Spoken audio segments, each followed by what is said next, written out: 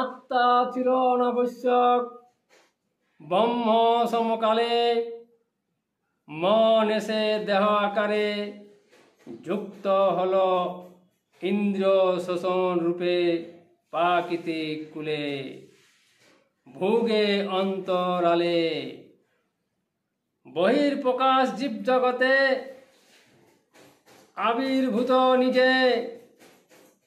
কোথায় আত্মা কোথায় ব্রহ্ম ভোগে সমকালে,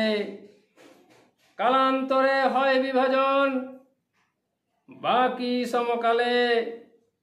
গোচর কালে ও গোচরে আত্মা বিভাজনে, সূক্ষ্ম একটি স্পর্শ ভোগে অন্তরালে, অনন্ত অন্ত আত্মা